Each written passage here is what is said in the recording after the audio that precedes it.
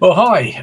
Good afternoon, everybody. It's Richard Wade. It's Friday afternoon at 2 o'clock on the 7th of Feb 2025. And we're going to do another live stream. This is going to go out live to LinkedIn. And at the same time, it will go out to the Rural Crime Prevention and Farm Safety Training channel on YouTube. And hopefully, we're going to get people joining us as we go. Two things to mention at the get-go here. Anyone who joins live, whether you watch on LinkedIn, whether you join live on YouTube, if you have any questions, if you want to interact or comment on anything that we talk about today, then simply type it into your LinkedIn or YouTube browser. It will appear here on my screen, and then I can bring those in and we can discuss those as we go. The other thing, and it's a big ask really right at the get-go, is we want to try and promote the rural crime prevention and farm safety channels across the UK and Ireland and Europe and into America and all over the world, really. And we want to further expand our reach and audiences. And the only way we can do this is if you, the people who watch and interact and join us, like and subscribe to the channel and add comments as we go. And we would be extremely grateful if you'd be willing to do that. You can see tickering across the bottom there. I've got a wonderful guest going to join me in a couple of seconds. And I'm going to introduce to you Barry Carey. Now, Barry is the Crime Prevention Executive from the IFA, the Irish Farmers Association. So he's joining us from Ireland. And Barry has a pivotal role within the IFA. Barry is the Crime Prevention Executive. And his aim and the aim of the IFA with regards to rural crime is to spread information and link people together and provide useful resources that people can avail themselves of with a view to preventing and reducing rural crime in Ireland. And in that role, Barry's pivotal in liaising and meeting with the Garda, the Irish police force. There's links into government and policy and various rural communities.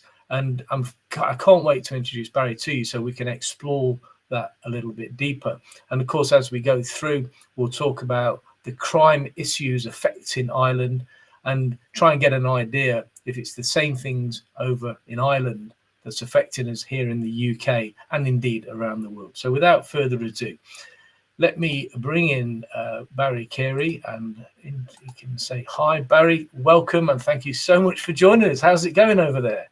Hi, Richard. Good afternoon, and thanks for the invitation. Oh, it's my absolute pleasure. And Barry, really chuffed. Thank you for spending the time. Thank you to you and the IFA, of course. It's a real honour. I mean that genuinely, because I've done a bit of research, Barry, and I've been looking at the information that I can get my hands on relating to crime in Ireland. And you know, there's information out there, but I want to get it from the horse's mouth, as it were.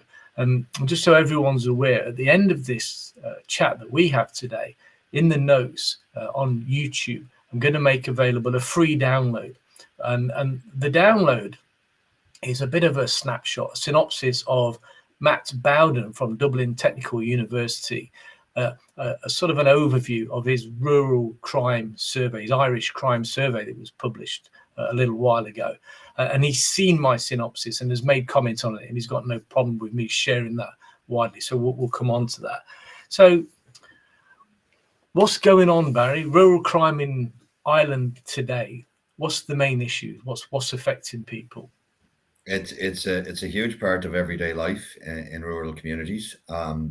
We have a whole raft of ongoing crimes, such as the burglaries, creeper burglaries, because of the location of rural communities and the isolation of certain farms and the no boundaries, no fences. It's a walk on, and from bogus traders and callers. There are scams going on where people come in and offer various services targeting elderly farmers and elderly members of the rural communities. And there's one going on at the moment in relation to tarmac, right? And where they offer excess that they have from some job, and they'll do it, and they'll offer it for a small amount of money, and then there's the extortion and the threats and looking for huge sums of money and intimidation. That's a real worry. The usual then, heating oils, home oils, and agricultural fuels, the theft of farm vehicles, tools, farm tools, the Yeah. trailers. The three big ones are the trailers, tractors, and quad bikes. They would be top list.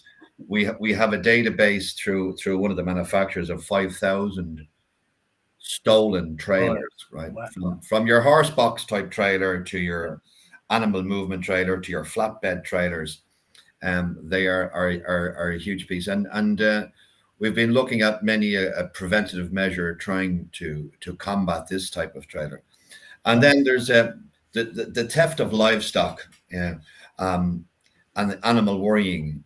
This is a huge piece now, and it's the Department of Agriculture keeps a close eye and track on what's actually been taken and stolen. Besides your normal everyday missing in adverse weather conditions, such as we've had in the last few weeks between snow and high end storms, but in the main, there are rogue butchers and there are rogue groups out there who are killing animals on the spot. There was an arrest and a serious incident a month ago in County Kerry where during the snow, a farmer went out to look for his sheep and he found two ewes in lamb with their throat cuts about to be slaughtered, and the individual was caught and he's now going to appear in court in the next week or so. That's type of particular thing. But again, there's another big one, which is illegal hunting, right? With lurcher dogs of animals such as hares and badger baiting and hare coursing, and with that goes an element of criminality also.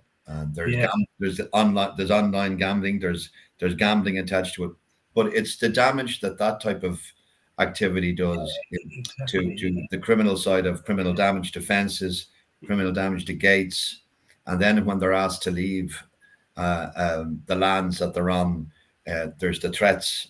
We've had farmers who have been hospitalized, assaulted. We had one particular farmer who was run over because he found a gate open and he went to close it, and there was a illegal fly tipping going on. And they knocked the gate down on him underneath this and that. But they're serious incidents. So we've been very good in certain ways about getting the communities together and in trying to combat that at a community level. The Garda Síochána, the Irish Police Force, are very good at responding to a lot of these. And because of the hinterlands and the spread agriculturally, and the locations, it can be sometimes hard to get out on time to combat these. So we have eyes and ears groups in communities, and the IFA established after one particular incident with a big public meeting, local representatives, huge community groups, and it was kind of how can we early report and consistently reporting, right? People are sometimes go, oh, I better not report the crime because I might be the subject of a retaliation. So in that, we have WhatsApp groups in particular who are hugely successful. And it's a reporting mechanism. The reporting mechanism is that you see something suspicious, you report it to 999 or 112. We don't advocate ringing a local police station because there may be a road traffic accident. There may be some serious crime going on. So you're reporting these individuals in the area, and no one is better than the communities themselves at knowing that there are strangers in the area. And strangers, perhaps that can be queried and can be questioned, but you're making the alert. And then on some of the WhatsApp groups, there are very positive reactions. In fact, one of the WhatsApp groups, there's 500 people over two groups, 250, and they're in a 12 to 14 square mile. And what it is real-time reporting of suspicious activities, real-time reporting of people parking up vehicles, taking out the hunting lurcher dogs, trespassing on lands. And at this time of the year, this is calving and lambing season. We're into it now. And the protectionism of that, people don't see or don't understand the damage that's done agriculturally when animals are worried, abortions, miscarriages, all sorts of, high-end vet costs to remedy the situation. And again, there's the worrying then of the animals themselves, and that loss of business. If this was anything else, there'd be, serious questions. So you have to kind of prevent as much as possible, and in this way, this is what we've done through a whole raft of communities and a whole number of counties and the buy-in of it. That's fascinating. Yeah. There's a lot going on there, Barry. You mentioned some really interesting things that we've been talking about ourselves very, very recently. But before I come on to that, you mentioned that. So I've been to Ireland a couple of times, and I've got my vision of Ireland, and they're stealing the quads and they're stealing the trailers, the big problems. How are they getting them out? Where are they going? What's happening to them? Well, it has always been an issue, taking them. For example, every police division has a property warehouse of items that will be found, whether they're searching or whether they're coming across or abandoned.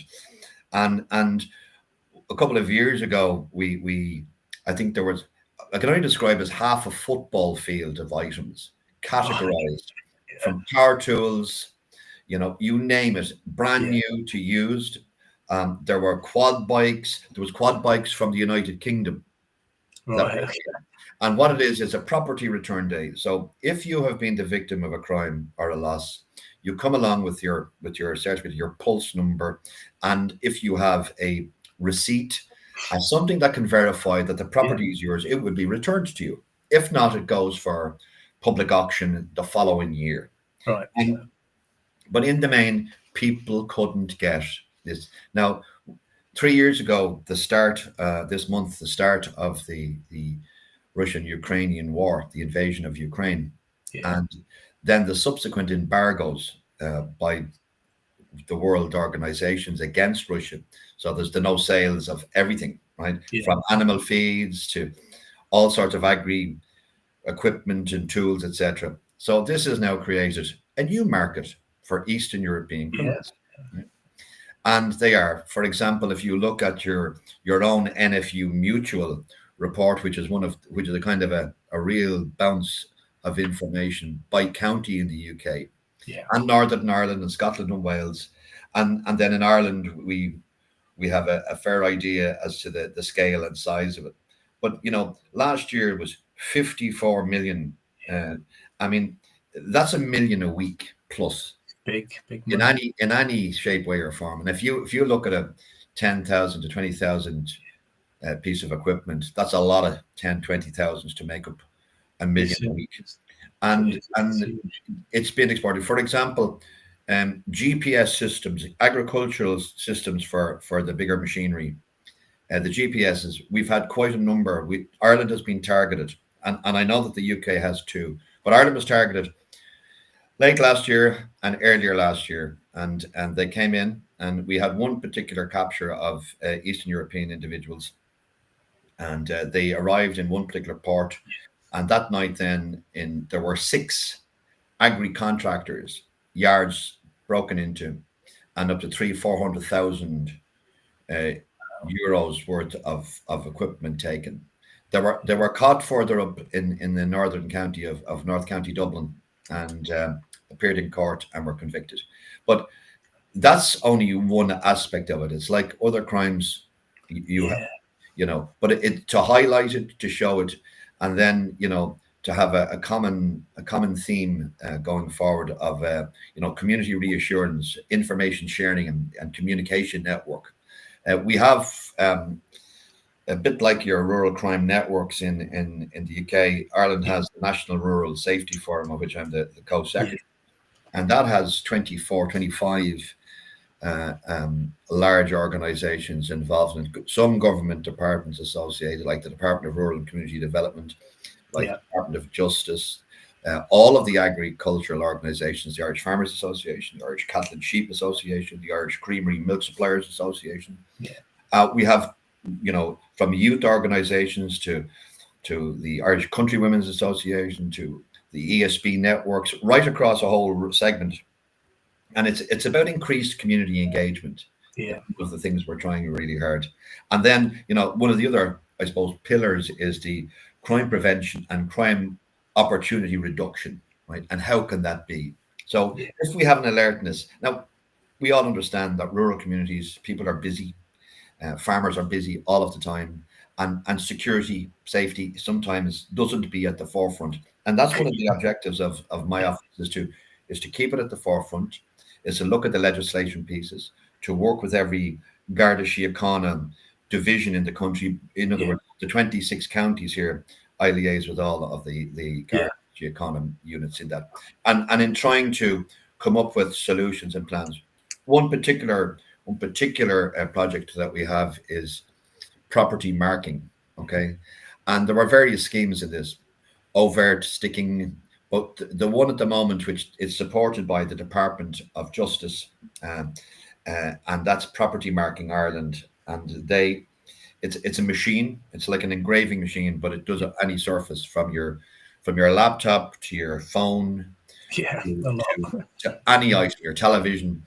But then it goes from your commercial, from your quad bikes to your trailers, your tractors, and it really is. And we use the air code over here, because first of all, that gives that piece of equipment a location identity.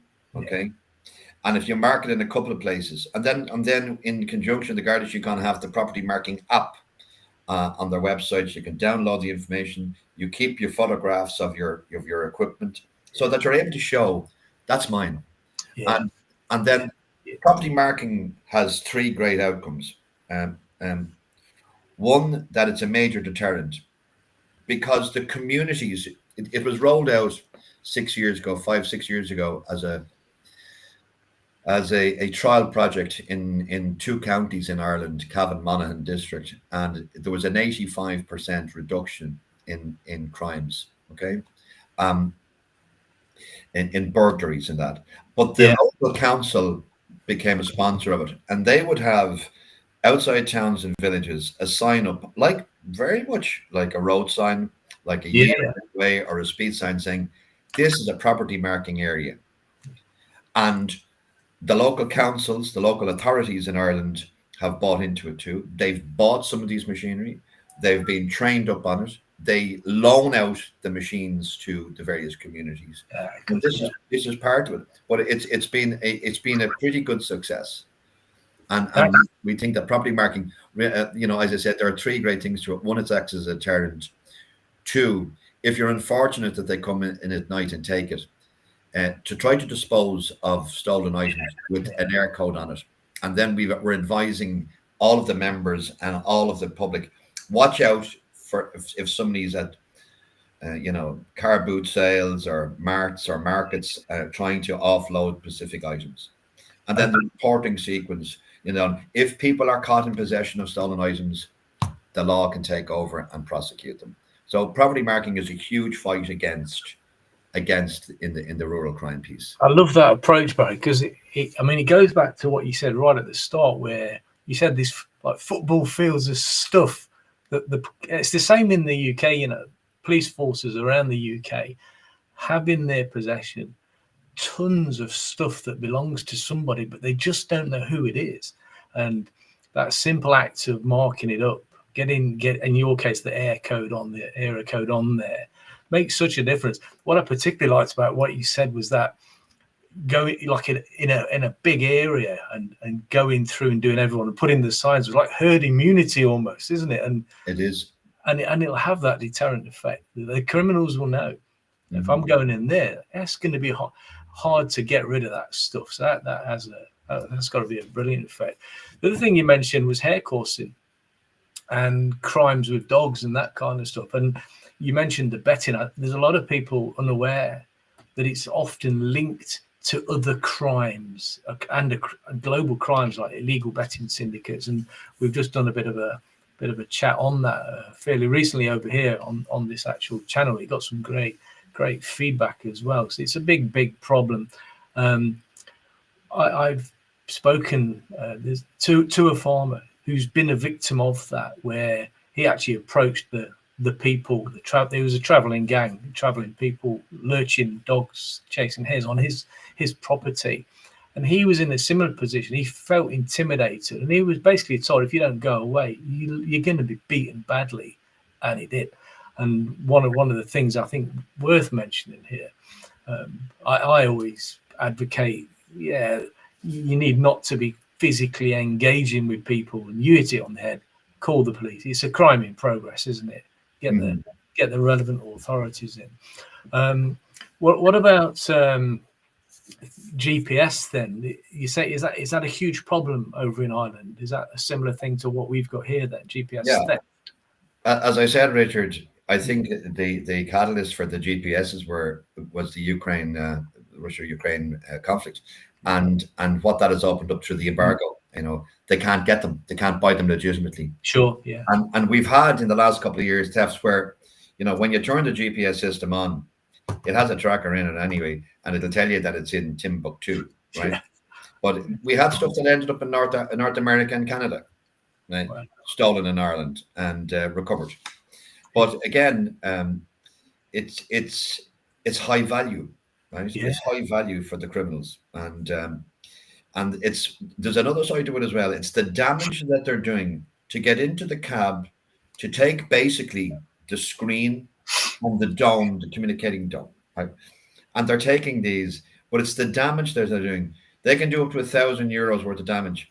The locks to get into the cab, and then they're cutting and reefing and that. So again, there's the cost of replacement, there's the insurance implication, there's the downtime, there's the business loss. It's the impacts are extraordinary for the farming communities. It's massive, and it's worth mentioning the psychological impacts of these crimes is phenomenal. The business interruption is huge.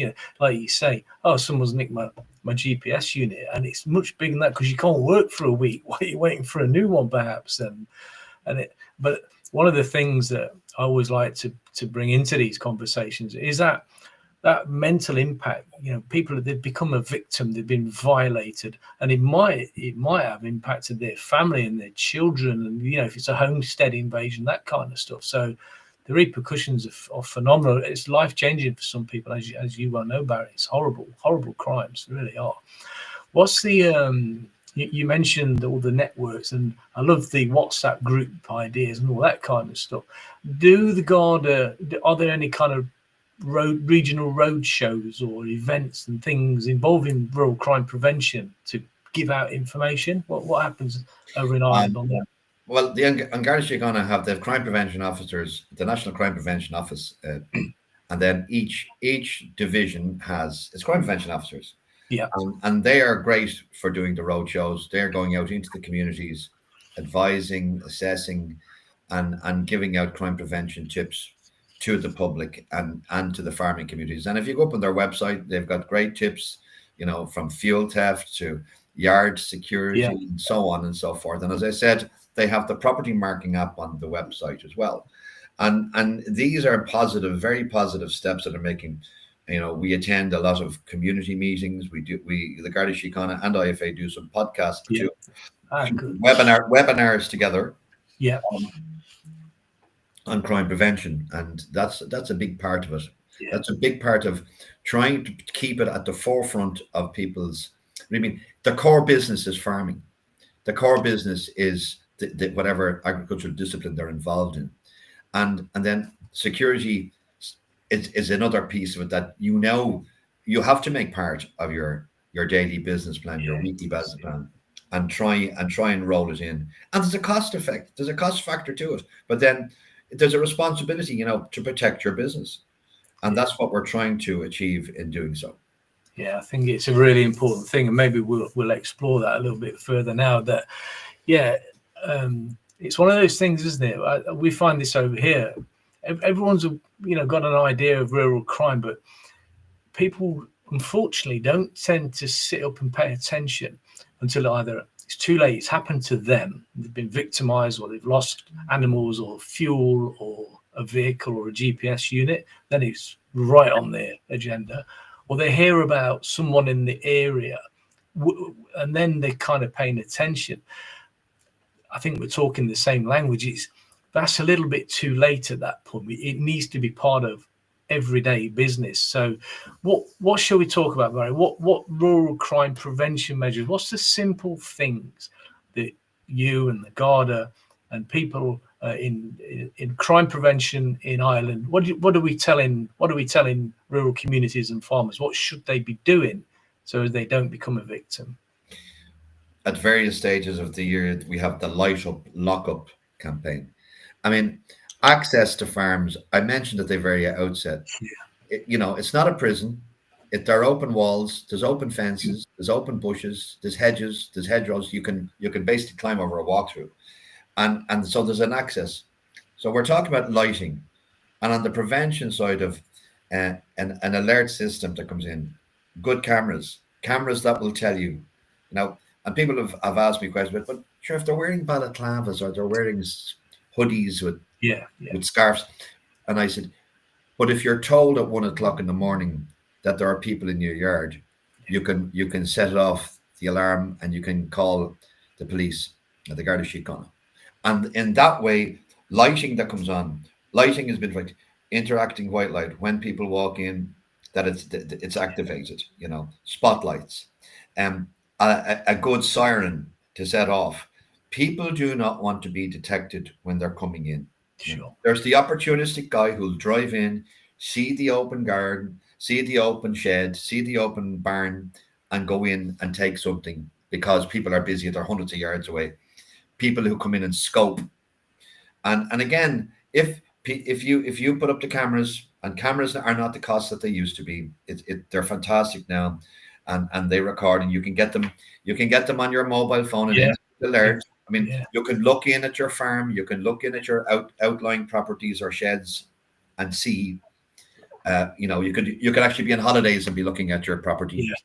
So modern technology and the use of modern technology is really at the forefront of alerting people to suspicious activity or unauthorized access to particular areas. And that's really what it's about. The light up, the lock up, and having a routine, not leaving keys in tractors, not leaving keys in quad bikes, closing the gate.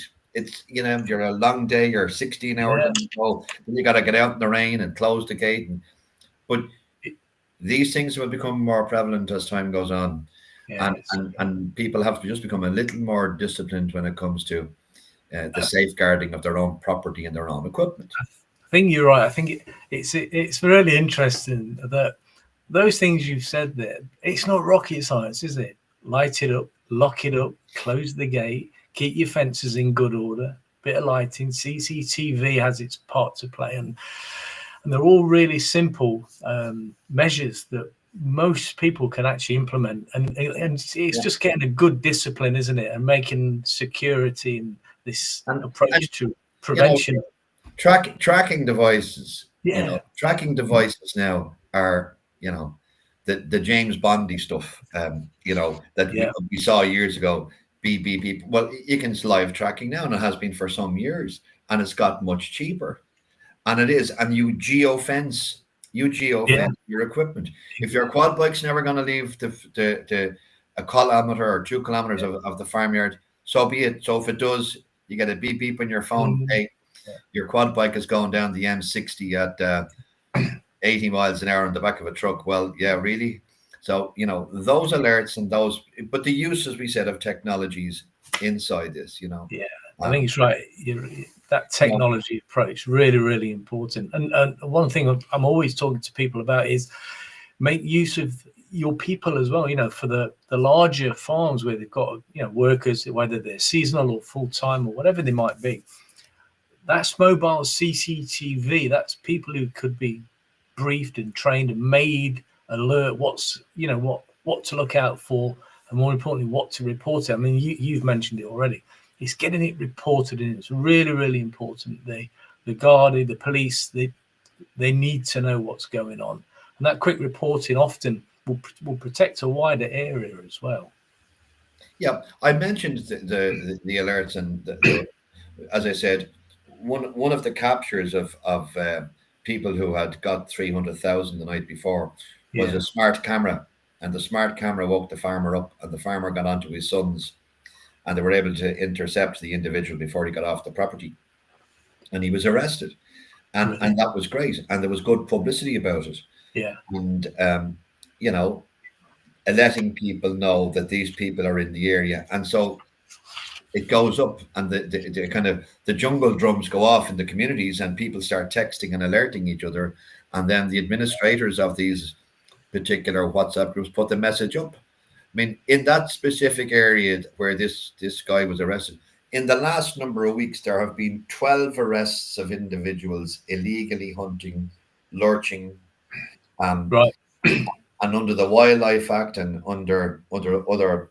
acts, they're going to be they're scheduled for court, and the courts are starting to give decent and fair fines, like 1,500, 1,000 euros, and yeah, it's having its effect. But there's also a large number of dogs that have been confiscated. Yeah. Now that's up to the courts as to what happens to them, if they're licensed, if they're chipped under the law in Ireland in relation to dog ownership, and then, you know, are they being maintained? Are they being well looked after? Are they nourished? You know, under the welfare of animals. Yeah. You know, these are all of these things come into play to try to make the rural communities a safer place to live. And it's just about doing something, taking action, isn't it? Yeah, it is. And I said people are very proactive. There's lots of schemes there. You know, there's community alerts, and then there's, you know, as I said, our WhatsApp groups, but there people are very good, and they're getting better at it now. And seeing a pink van with yellow registration plates, you know, and it's 30 years old, right? And it's acting suspiciously. The call goes in, police come out, investigate, and say, no tax, no insurance, no NCT, no MOT, and so on. Yeah. Then they find out that the individual has a warrant for arrest warrant out from. All of these things come into play, but it's very good, and it tells people you better not go up there, because if you drive around up there, you'll be seen. And it really is, and it does spread out. Now they may go somewhere else which mightn't have schemes in place, but we're trying to roll out the community sharing, information sharing, community network system, which really is part and parcel of the bigger picture. Yeah, I think so. And of course, why I'm so glad you came on, Barry, because you've got the sort of the inputs from all across Ireland. You know, you're involved in all those groups, and your links to the police and IFA and the crime networks. It's been really, really interesting and fascinating for me. What doesn't surprise me though, Barry, you in Ireland have got exactly, your criminals are doing exactly what our criminals do. Exactly. It's identical, and they're doing it the same in America and the same in France and New Zealand, everywhere around the world. But they can only do it because they've got the opportunity to do it. And if we can give nothing more today than the message of prevention is far better than dealing with the after effects, and prevention is actually not that difficult, then I think we'll have achieved something quite nice today. And hopefully people... You mentioned the farm crime survey, which was done by Technological University. Yes, indeed. Yeah. Dr. Matt Bowden and Dr. Nicola Hughes. Yeah. That was in conjunction with the Irish Farmers Association. Good. For all our members that were interviewed, and a couple of thousand of them, and it was a very good survey. But we worked closely together, and then we launched the report at the National Ploughing Championships back in 2023. But yeah, it was very worthwhile done. But the figures that came out were kind of shocking to one degree, to say that, you know, 55% of participants reported that they or someone in their farm had been previous victims of crime. 55%. It's massive. And then I think in the 12 months prior to the survey, there was something 46% of people reported that they'd been a victim of crime in the previous 5 years. So yeah, you know, regardless of the size of the crime, or, you know, whether it was someone took your push bike or someone took your tractor, you know, there was all of these things reported. So it gave a great eye opener to the scheme of how it is, and yeah, it was a good read, and I'm going to share it and with Matt's blessing, I'm gonna actually make that available for people to download. The information is out there publicly already, as you well know, but I've just condensed it and stuck it into a point. And it's good for people to have, the general. I mean, what's a great read? I mean, it's shocking to one degree, but the National Farmers Union, NFU Mutual's crime report each year and of what they've paid out, but it gives by county in the UK. It gives by county where the problems are and how and they're mirror imaged across. You've said our criminals are your criminals are your criminals, and it's a business. When you're stealing $1 million sterling plus a week, it's a business. It is, and I think people ought to be very mindful of the fact that it's not some amateurs. These people know they're good. They're very good, and they're organised, and they've got lots of the well-funded. What astounded me when I first started looking into rural crime, and a lot of this information came from Dr. Kate Tudor. From down the road here. She's close. I'm in Newcastle upon Tyne. She's just down the road at Durham University.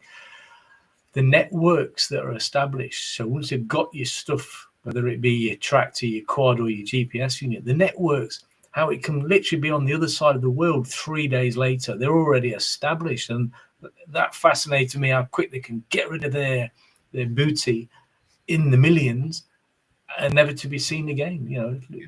Next thing you know, it's, as you say, it's in Ukraine or Russia or somewhere in Canada. It's frightening. And this is organised crime. There's at this stage, there's no question of that. Yeah, crime on a scale. Okay, Barry. So we're at the 36-minute point, and I just think what we'll do is bring this to a close. And before I put you out a shot, in summary, I want to say thank you. Thanks to you. Thanks to the IFA and all the stuff that you guys do over there and that you produce and put on your website. And it's great that activity is going on. Before we close it, is there anything that you want to include or say, or any last minute sort of tips and guidance for those people who may become the future victims of these criminals that you and I are talking about? Just as we've said during this particular piece, personal responsibility and collective of the family and the workers of the farming or the agricultural or the community, the light up, lock up, use of technology, which is a fraction of the cost that it used to be, from a preventative measure, from the observations of would-be criminals, right, to the property marking projects that are out there, which again are free in some circumstances and little or no cost another. All the investment is time. Bringing in a security professional or somebody to have a look, like your local crime prevention officer, who'll come out, who'll give you advice, being part of a rural crime network, be taking active participation. And again, as I said, the personal responsibility for your own location, just to make sure that you don't leave it handy with the keys in various items. Gates are locked, barn doors, and again, marking of the property is a huge particular stoppage. And then communities coming together with councils to do a property marking program, to buyers groups within the agricultural groups coming together to bulk buy alarms, cameras, whatever else, locking systems, all those things, tracking devices in particular. Great. And those things are really in the forefront of fighting. And then in the tiresome day that people have, just remember, light a block up and let's keep it safe. Brilliant. But that's it. That's absolutely lovely, Barry. Thank you so much. I'm going to put you out of shot now, Barry, as I wind up. Please stay on there. I'll still be able to see you, but you'll be able to screenshot. Your valuable time is very much appreciated. Thank you very much, Barry. Appreciate your time. Thank you, Richard. Thank you very much. Thank you. So that's Barry's out of shot now. Barry's still there in the green room, I can see. So in closing, I just wanted to reiterate what we've said there. Barry's very clearly put over what's going on in Ireland, almost mirroring what's going on here in the UK and indeed around the world. But Barry made some really important points there that I just want to close with reiterating those. The comment that there's tons of equipment, football fields, I think was the word used, of recovered items that the Gardaí have. It's the same in the UK. There are police forces across the UK, and now we know across Ireland as well, with loads of stuff that doesn't belong to them, and they want to get it back to their rightful owners. And the easy way to effect that is simple property marking. However that is effected, it will make it easy for your stuff, your equipment, to be repatriated in the event that it's found.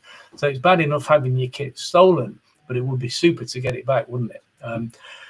The items being stolen are, again, the same. It's GPS tracking units, it's quad bikes, it's fuel, it's fertilizer, it's feed. It's all of those easy to get items that can be quickly transported away, sold on the black market somewhere around the world via very well established and clearly planned logistical routes, already ready to go. They nick your stuff and they know where it's going. But then I want to mention the most important thing, in my opinion, that Barry was talking about there. Prevention.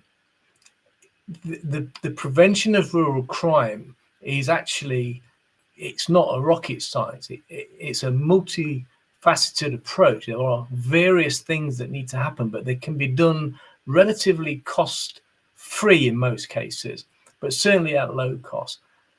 Light up, lock up. Don't get more simple than that, but the impact can be huge. Lock things up and light them up as appropriate, making sure fences and gates and barriers are in place, not leaving keys in vehicles. A number of vehicles and quads and ATVs and things that are quickly taken because the key was in it and the gates open. It's a criminal's dream. 2 seconds, key out, locked away, doors locked, padlocks on, lights working, alarms where required, bit of CCTV.